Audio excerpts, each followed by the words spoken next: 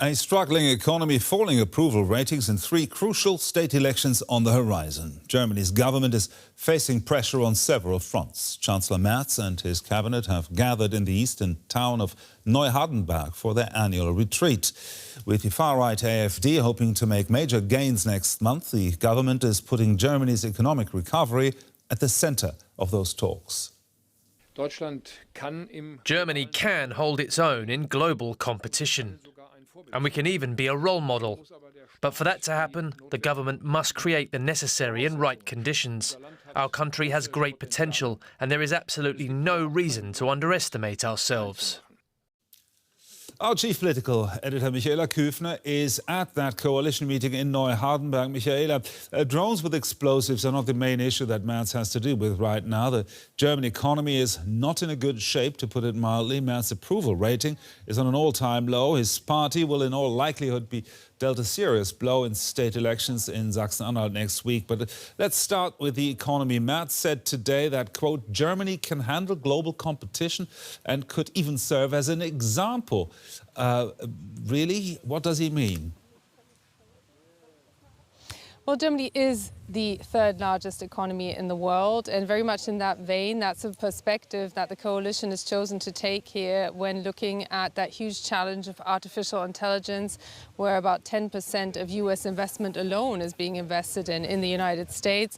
Germany is way behind that, Europe is behind, and so is Canada. And clearly the message here is that they want to join forces more, that Germany wants to be able to develop its own capabilities, even if it's in the full knowledge that it won't be a question of whether Germany and Europe could take the lead ahead of the US and China, but that a runner-up position in that is also something worth striving for. And the strength that Friedrich Merz sees there is Germany's capabilities when it comes to industrial artificial intelligence. The United States and China dominate across the field when it comes to user applications, but Germany is an industrial country. That's how Friedrich Merz wants it to continue to be an industrial country, which means it also has the data that is needed to develop that kind of artificial intelligence fit for the future and fit to make some profits.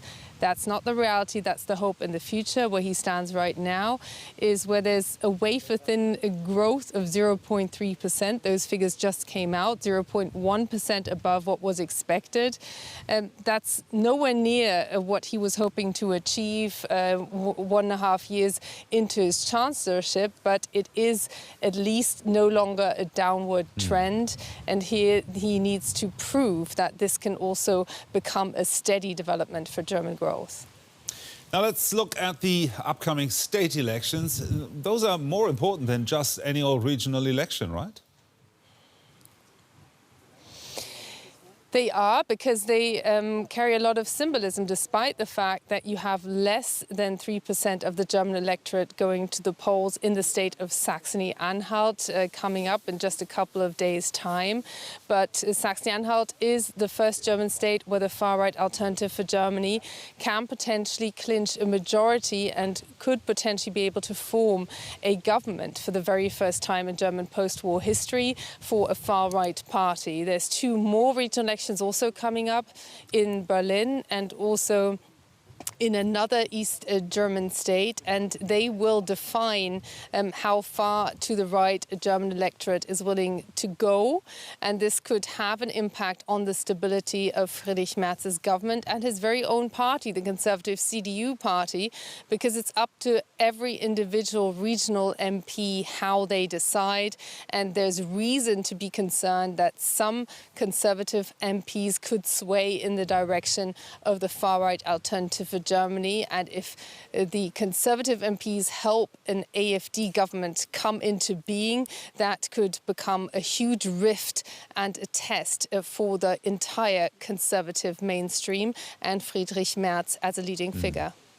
Now, let's look at Merz's CDU party and their so-called firewall. That means they exclude any cooperation or coalition with the right-wing populist AfD. And in the light of what you just said, does this firewall, A, still stand, and can it hold after a possible defeat for Merz conservatives in Saxony-Anhalt next week?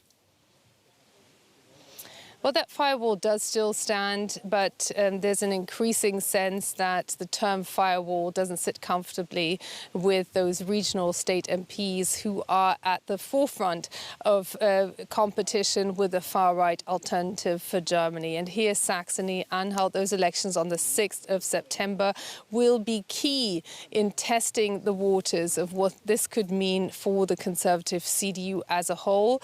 It was the declared aim of the far-right AfD party to split, to destroy the mainstream Big Tent conservative camp named CDU-CSU in Germany.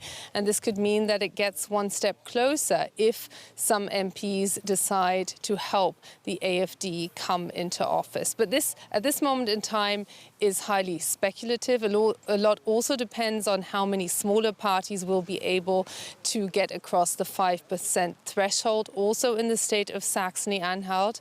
And another huge concern is that one of those parties, unsure of whether it will continue to make it to actually have some seats in the regional government, is the Social Democrat, formerly known as a Big Tent party here in Germany, which is also part of the governing coalition. So if they don't make it, they could have yet another nervous breakdown in their own party headquarters. And these are all indicators of how unstable the central government could become on the basis of an election where only a fraction of German voters actually go to the polls.